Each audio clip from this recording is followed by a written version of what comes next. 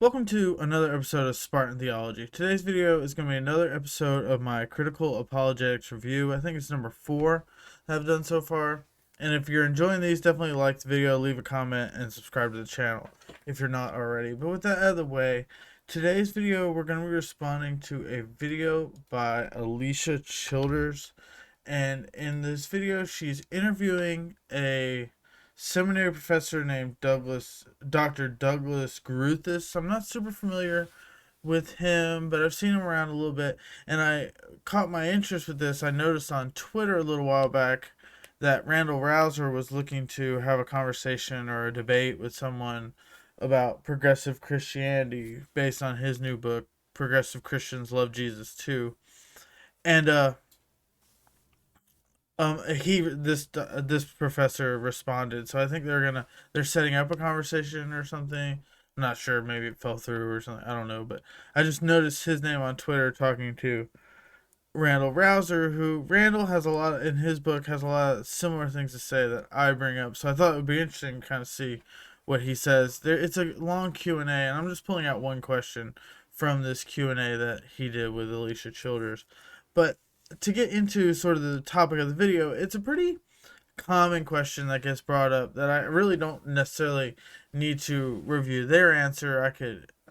I would have some things to say. So the question the question we're talking about today is kind of, what about people who have never heard the gospel? What happens to those people? Are they, out of luck? Does God, how does that work? So I'll put the video on and respond to what they say, but also give my answer to a question like this.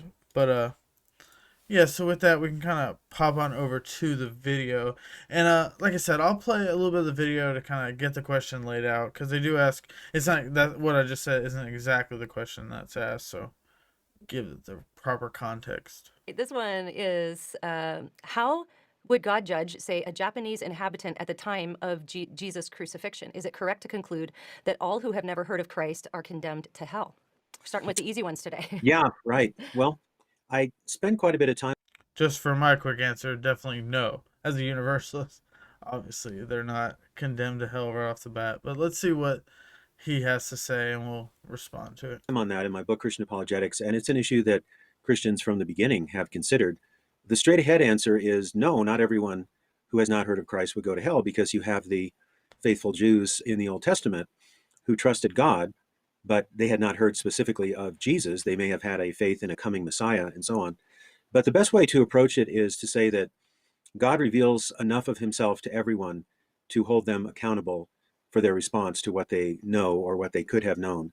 And Romans 1 and 2 lays that out. Yeah, so that's the first place I kind of wanted to pause a little bit. And because he makes it so clear, Romans 1 and 2 lays that out. And I mean, Romans 1 and 2 does lay out something related to this topic, but I don't see where he's getting what he said, that God judges you based on, only what you know. And it seems like, to me, Romans 1 to 2 says the complete opposite. It says, like, everyone is without excuse. And no, you haven't heard, you don't trust God, should have looked at the trees a little harder, basically, is kind of the vibe I get from Romans 1 to 2. And that's what a lot of people will say. Like, everyone is without excuse. So if God condemns them to hell, he's just. But if you're not familiar with my view, you're hearing me say this and you're confused. Like, what? But if you're. I take Douglas Campbell's view on Romans 1 through 3, but I mean, this Rome 1 to 2 is where it's talking about this, but his whole thing is Romans 1 to 3, where that is what the text says, but that's not Paul's argument. That's not Paul's gospel. Paul's laying out an opponent's position and shooting it down, sort of a Socratic argument. But I don't want to get into that here. There's videos on Apocalypse Here's channel. I have videos on my channel about this. The only reason I mentioned Apocalypse Here, his is much more in depth. Mine's a pretty broad or pretty general video, but not to get off topic. But I think he's completely wrong about what Romans 1 to 2 says. I think not completely wrong, because I think you'll hear a little more. And even Alicia Childers mentions Romans 1 to 3, and I think she's more on track. I think it doesn't give anyone an out, if you ask me. I think Romans 1 through 3 is pretty clear that everyone's completely without excuse, and you need Jesus to be saved. And I know he agrees with the Jesus part, but I don't think it says anything about, you're judged based on this sort of the limited revelation that you were given, and if all you understand is, just what you've got, like a little bit here or there, then you'll be okay. I don't think Romans 1 to 3 says that at all. So, but I don't want to focus on that too much. That's a pretty small part of his argument, but we'll play a little more and kind of get into it. So Christian thinkers have considered various possibilities. For example, today we have a lot of credible reports of Muslims around the world hearing the gospel in dreams and visions, or maybe angelic visitations. So that certainly can happen.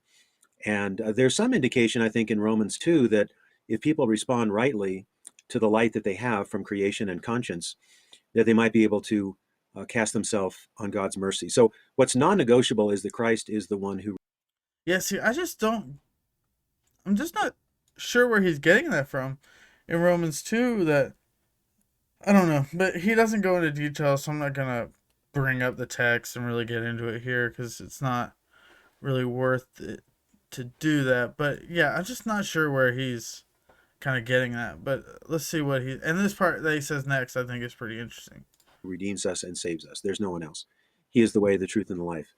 The next issue is. Yeah, so he mentions this whole thing about Jesus is the only way, the truth, and the life. And I totally agree with that, even as a universalist. I think that's the only way. And what's interesting, the more and more I think about this, I think it's the only way that makes any sort of sense, that, like, even under universalism, there still has to only be one way. And I don't want to get too far down the road, but I think if you kind of are a little confused with, like, wrestling with that topic in particular, which I want to do another video on that because I do have a lot to say, and that's why I'm kind of cutting myself off here. But if you're interested in that, I think a great place to start, and I'll put a link to it in the description because it might be a little hard to find, but search Rowan Wilson Finality of Christ. He has a great lecture on YouTube. I've promoted it to a bunch of my friends so far. Me and John with Apocalypse here, we're gonna do a video on it, but we just got busy and never got around to doing it. But I plan to make a video on this topic, and I'll be using a lot of stuff from this Rowan Wilson lecture or sermon or whatever you want to call it. But yeah, it's a great video. So like I said, Rowan Wilson Finality of Christ. Listen to that. It really hopefully help you think about this topic well, because it for sure is an important topic. There's no doubt about that. But it's not this sort of like argument that leads to this person in Japan that they're talking about, or just anyone in general who hasn't heard the gospel. It's not something. So this is where I kind of think he's on the right track. That just because Jesus is the way, the truth, and the life, and the only way, doesn't mean that someone is necessarily out of luck or whatever if they've never heard the gospel. How much do you need to know about God in order to be saved? Now, we know it's certainly sufficient for one to confess Christ as Lord and believe in their hearts that God raised him from the dead. But is that necessary? And a variety of thinkers have said, and I say this in my book, that God may have other ways of getting through to people. I think he does, actually. But however it ends up, God will never judge someone because of something they could not have known. So Yeah, and I think this is why I did want to respond to, like, what he's saying, because I think he's right here, right? Like, he's got the intuition that's clear as day to me and a lot of other people, that if God's like condemns someone to hell just because, and they had no chance, that's unfair, unjust, not the character of God that we know. And I'm glad he recognizes that and is willing, isn't just, whatever, isn't okay with that, which I'm not either. But I think he doesn't quite get the implications of saying that. I think it's one thing because they, like, a lot of people will ask this question, like someone who's never heard the gospel. So they talk about someone in like a tribe that's never heard, or like this person, Japan at the time of the crucifixion. Like, it just, the message has not made it there yet. It's just literally impossible. But I think as you really start to reflect, and what I hope as people maybe that see my video can reflect on, like, what about like you can go to, like, okay, you start out with this person in Japan at the same time as crucifixion, or 2 weeks later or whatever. They had no chance. But then you start to kind of expand that category of people you're talking about. So then you say, well, what about someone who, and this is really what got me thinking early on, what about someone even in America where the gospel is everywhere, but all they've really experienced is like Joel Osteen, like not even Joel Osteen, because I don't even think he's the word, but like Kenneth Copeland or whatever. Okay, well, I mean, I think a lot of Christians are gonna want to say, well, Kenneth Copeland, he preaches a false gospel. Okay, so what about the person who's an atheist in America, but they've rejected the only gospel they've really heard and had come in contact with is Kenneth Copeland or whatever. So okay, well, maybe God can have mercy on that person. And I think it starts to get a pretty slippery slope into being like, it's hard to necessarily say anyone, right? Like, you could misunderstanding, you could have brain tumor or whatever, you know what I mean, like your mental disabilities, or and there's so many things that start to get into it. It gets this question can get very complicated, and that's why I wanted to talk about it, like I said, because it really can apply to a lot of different scenarios that can lead to wanting to say, I actually don't know about anyone necessarily. But I know that's not the question here, but I think that's kind of where my mind goes. And if your mind goes a similar way, or you think, well, you're way off base, you're talking about something completely different, let me know. I'd love to talk about it. Leave a comment, or if you want to come on, whatever, and talk about it. But I think this is like what starts a lot of people down the road of questioning things, for sure. This is the one question that a lot of people bring up, even committed or early Christians. A lot of people that are newly Christian or newly really taking their faith seriously. This is one that gets brought up, but it's interesting to see how you can ask the same questions about different groups. A lot of people, like I said, start with this person in Japan that had no chance, never heard anything about it. But then, like, okay, well, then you'll say, well, what about the person that did hear about it, but they didn't fully understand or whatever? They just like they misheard. When someone tells you the gospel, you mishear what they say, and you think they said like Jesus hates you or whatever, and he like, oh, just the opposite of the gospel, and that's what you reject. So you really haven't ever heard the gospel, right?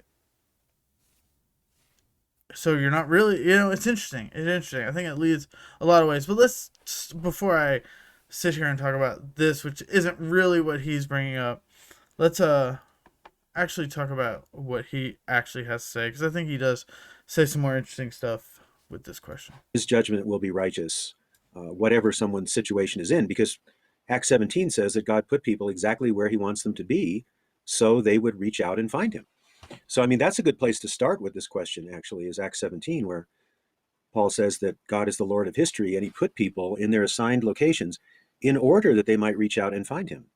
So we know we need to take the gospel around the world. You don't want to sit and fold your arms and say, well, maybe God will use an angel or a vision, or maybe someone can respond to what they could know from nature and conscience. No, we need to go forward and keep the Great Commission going. Yeah, this whole interesting, this is what I wanted to bring up. Maybe I should have brought it up a little earlier, though.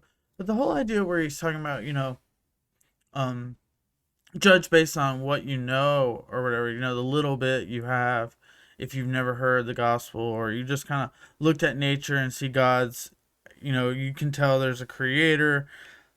I just don't see that as being the gospel, right? Like, the gospel is what saves people, not just recognition that there's a God. Even if you recognize that God is good, or it has nothing to do with the gospel. The gospel is Jesus Christ, who came, lived a perfect life, died for our sins, and was resurrected. You're not getting that by looking at nature. Maybe someone like Swinburne or something can make these type of arguments, but I've never been compelled by anything along those lines, and I don't want to bring that up because he doesn't say that. So, but just, I shouldn't even have brought up Swinburne. So pretend I didn't, and I'm not going to edit this video because I think it makes a lot more sense when I just kind of go with my thinking, and I think some people resonate with my thinking. I hope. I'll see. But with that said, I don't think this sort of natural theology recognition or whatever. I think natural theology, people have different views. I'm not really a fan of natural theology, but that's not even what I'm really saying. I just don't think you're going to get to the gospel, which saves people. How are some people saved? Like he even as a universalist, I have a much, I think, more biblical understanding of how someone is saved by the gospel of Jesus Christ than this guy who's willing to say that like somebody over here might get saved just by knowing there's a creator. And you could, but I just don't think that's the way it works. I think, in my opinion, it I don't want to say, I just think God will reveal the gospel to that person and show them you've been saved. I think, as a universalist, the way I say it, you've been saved all along. You were saved by Jesus Christ before the foundation of the world.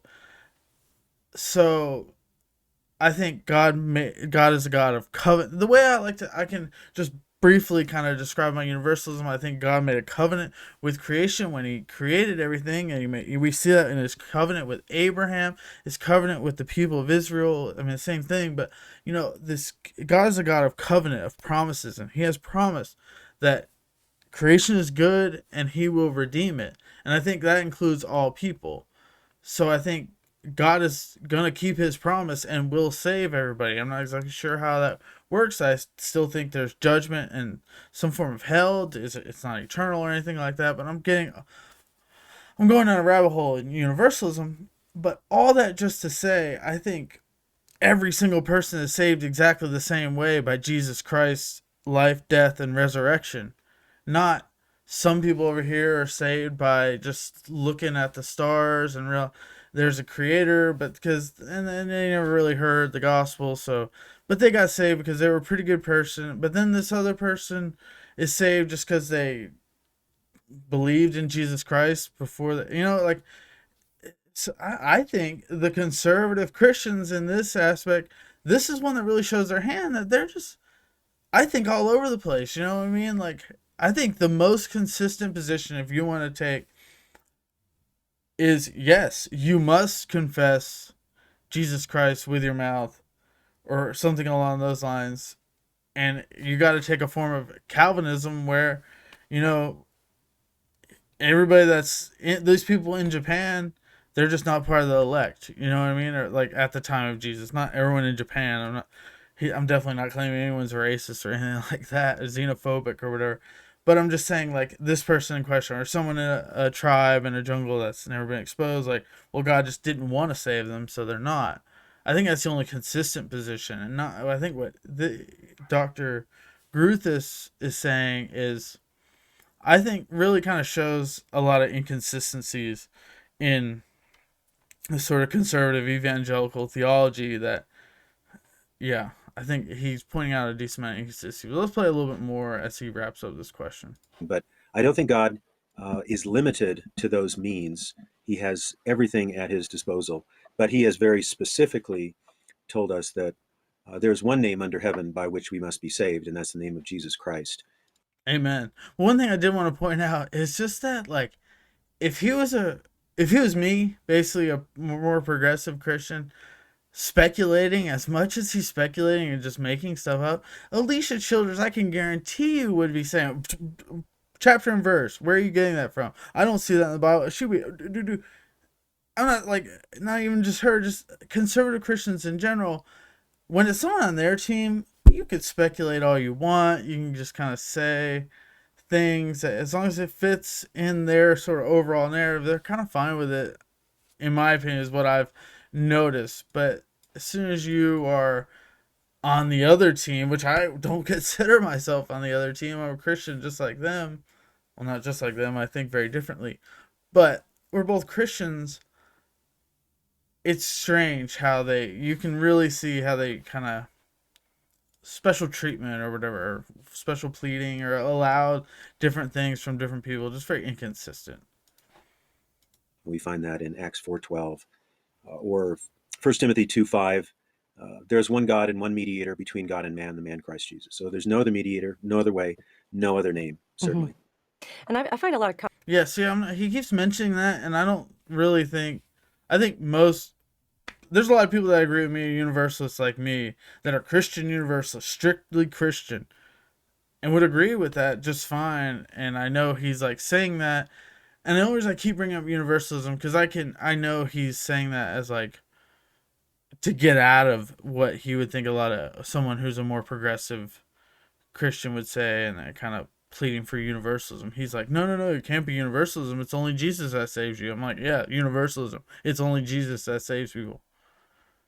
Comfort too in Romans 1, where Paul talks about the fact that really everybody who's ever been born has access to knowledge about God, even not just knowledge of his existence, but actually Hmm. we can know certain things about his invisible attributes and eternal power, Yeah, divine nature. In fact, Paul right, says it's clearly perceived, right. and ever since the creation of the world. So this, of Mhm. course, according to Paul, is why nobody's without excuse. So everybody has access Yes, to that right. knowledge just by nature, and so that brings me a lot of comfort knowing that. Hmm. And then we do hear these stories. I've told this on the podcast before. Yeah, see, this is what I was saying earlier, and this I guess this is a great time to bring it up. I kind of repeat myself a little bit, but I think Alicia Childers is kind of on track here more than this Dr. Gruthis was. I think, yeah, people are without excuse. Read Romans 1 to 3, right? But somehow this gives her comfort. I think she makes a weird turn right at the end that somehow turns into a good thing. Where I think if you're consistent, and you read a little closer, you'll realize that what Paul's setting up is a gospel that saves no one. That's the point. That's why, like, Douglas Campbell's reading makes the most sense to me, because when you really look at the text, it's clear as day. This gospel, where you just look at the trees and you know God exists and everyone's without excuse, leads to no one being saved. That's the issue. And that's what Jesus Christ's gospel is much different. The gospel that Paul preaches, the life, death, and resurrection of Jesus, is much different. It's not this gospel that can't save anyone, it's a gospel that saves everyone in the end. And I think it's interesting. But I also want to just point out the fact that, like, basically Alicia Childers is like completely disagreeing with this Dr. Gruthis, like his answer. She's giving a basically a completely different answer. But they just kind of brush past that and just act like they're saying the same thing. She's just repeating it in different words. But I think she's kind of, if you really think about it, she's, like I just pointed out, she's saying something completely different and disagreeing with Dr. Gruthis' response. But I think, I don't know if she says anything else with this question, but I'll let it play to the end. And Or that a friend of mine used to work with Muslim refugees. She still does, in fact. But she would tell me all the time oh yeah, just mentioning these like Muslims that see, I think this is super interesting. I'm not familiar with these stories really or anything. I've obviously heard them mentioned. I think they're super interesting. I'd love to like read more about this and stuff. Yeah, I find it very interesting. that when she'd be working with these refugees and she would share the gospel, how many times someone would say, "Oh, I already know Jesus. I just didn't know his name. He's been coming to me since Mm. I was a kid." And so Okay. there's yeah, Hmm. so that's a very real thing that when we hear these stories, just even firsthand from my friend, she's saying this is the case, Right. and Right. so yeah, so that's good. All right, Yeah, which yeah, she didn't really add too much there. I probably could cut off a little before, but yeah, if you yeah, so I'd love to. I'm curious what, if you're watching that you made to the end. I'm curious if you think like I had some good things to say. I think just to kind of reiterate kind of my position, because I think this is a very important topic. So basically, the question just boils down to, what about people who have never heard the gospel? And when I first became a Christian, this was a challenging question. And it still is challenging. I'm not saying it's not, because I do think it's pretty clear. Paul and everywhere in the New Testament basically like is Jesus is the only way. Jesus is why people are saved. And but I think that's important. That's what leads to universalism, is that like Jesus is the only way. And Jesus isn't just leaving people out to dry just cuz humans suck at spreading the gospel, or or just didn't have a chance to make it there, or so many people distort the gospel and tell people a false gospel. You know what I mean? Like, these things don't, I don't think, I think God is a good God, and doesn't just, some people aren't saved just because of the mistakes of like the screw ups of other people, or or they just haven't heard it. I just don't, I can't believe that. And even not being a universalist, I think I would take a position like what Dr. Gruthis is saying if I was. Now I'm kind of reflecting a little bit. Now I probably would take a position similar to what Dr. Gruthis is saying. But what's interesting, I think, and if you don't think this is correct or whatever, leave a comment. I can get more into this, but I think that is like the least supported view biblically, for sure. I don't know where you can get that view in the Bible. I think Bible says only the opposite. I just think it's theologically makes sense.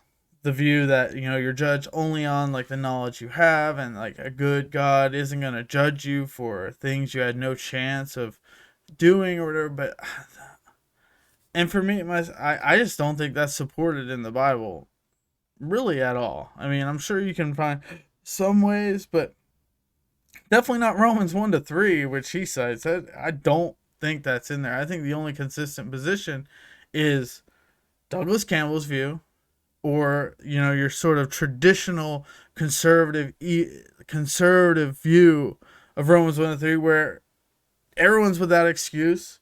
You're not a Christian, you're not saved, basically. And I think that's the consistent view, and I think Douglas Campbell's view is basically the same. Agrees on most of like the things, but just adds in that little caveat that like, well, this isn't actually Paul's argument based on, and Douglas Campbell bases this on a lot, where based on just the overall theology of Paul, it doesn't fit. It doesn't make sense that Paul just like has his view only in Romans 1 to 3, nowhere else. Even the rest of Romans, he doesn't hold to a gospel like that. So if you understand Paul's gospel, which he spells out in his letters, you realize Romans 1 to 3 is not the same gospel. And therefore it makes the most sense to say Paul is explaining his opponent's position, and then you can even get into the sort of historical context of the letter, where you look at a guy like who introduced it in his Galatians commentary, J. Lou Martin, I'm preparing a series on the channel about his commentary on Galatians, but he brings up this idea of the teachers who are just these false teachers, and that Paul mentions, sort of the super apostles. He calls them in one of the letters, and different places he refers to these people, but they come in and preach a different gospel that doesn't save anyone. And I think that gospel is spelled out in Romans 1 to 3, which is the gospel that they're talking about. Yeah, so it's just interesting that, taken at face value, I think Alicia Childers understands the text better than this Dr. Griffiths. Is just like a big point. But I think the only consistent theological way to understand it is a sort of Socratic reading, or maybe there's another way. I know, like someone like Nick Quint, with the New Testament theologist, he doesn't agree with Douglas Campbell's view, but he also has a more consistent theological way of reading the text, which I'm not exactly familiar. I know he spelled it out before, but I don't want to going off on a tangent, and that's what I do. I'm definitely not going to try it from memory of listening to him months ago, just butcher his view. No, but I think he has a video of, if you search Nick Quint Romans 1 to 3, it might be interesting too to kind of see a different view that's more consistent, I think, than this Dr. Griffiths' view, which I think is basically the least textually consistent. Does make sense theologically for the most part, but not fully. And that's why I take my view, which I think hits both. Gets the text right and the theology right. I think, at least. But I don't get all theology right or all text right at all. I'm not trying to claim that. I just think this Romans 1 to 3 is something I've done a good bit of research on, I feel pretty strongly about. And just this idea, I think, is important. Like I said, a lot of people are concerned with this subject. And before I ramble on for too much longer, I see I'm coming up on 30 minutes. I don't want to make this video super, super long. It's probably a little too long already. But if you made it to the end, thank you. I definitely rambled a little bit, but I think I had some interesting things to say.